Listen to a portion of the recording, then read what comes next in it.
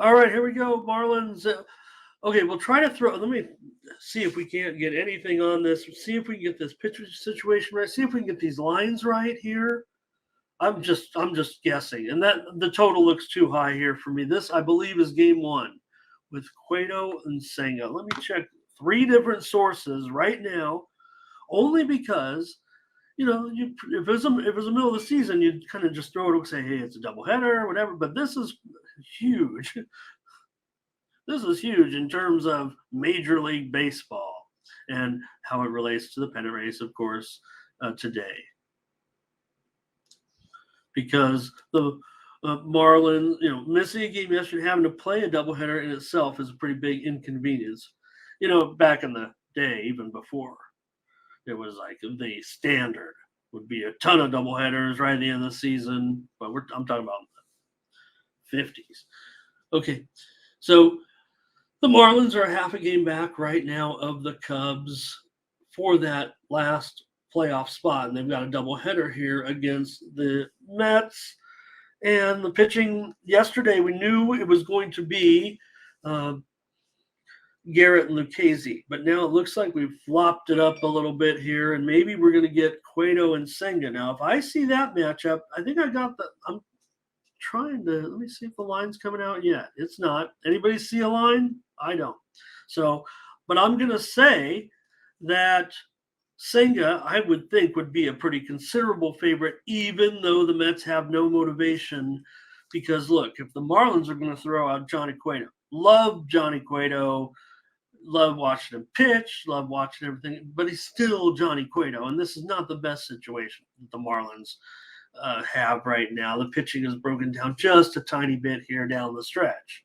So they have to go with Johnny Cueto in this double. I mean, I guess there could be worse options. I don't know what they might be, but so Senga, because he's been so strong, he has to be a favorite in this game. I've seen some prices that look a lot. People are, have some prices out there, and it was much lower than this, and I just don't see it.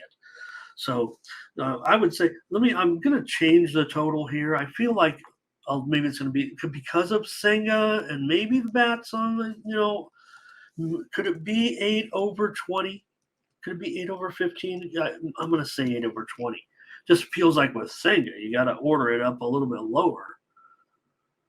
So I would say, unless anybody has any objections or any suggestions in the chat, that this is going to be the line on the game today, and I'm going to probably, maybe see what the line is when it really is released, and then make a decision from there.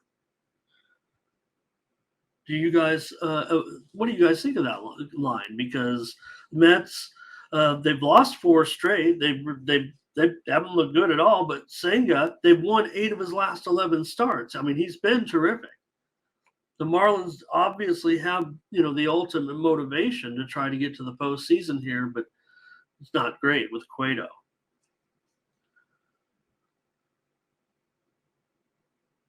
Okay, Ray says going under my number, 8.5 over. So, okay. So maybe because remember I was already leaning. I was like, yeah, let's get it to 8, and I suggested. Thomas says, 8. That means too high. Yeah, no, I get you. I felt what you were saying. We moved in the right direction. Ray's saying maybe even lower, 8/15 or lower, Ray.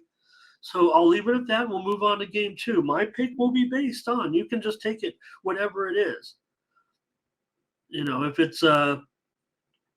it is what some folks have reported as the potential line here in this game, which is much closer to like a pick'em or something like that, then we are all over the Mets. Even as poorly as they've played, I've just got to think that Kodai Senga is out there still trying very, very hard. And he's a pretty terrific pitcher, even against a motivated Marlins team. So I may have that wrong, you guys. Should we move Senga down? Should it be closer to a pick'em?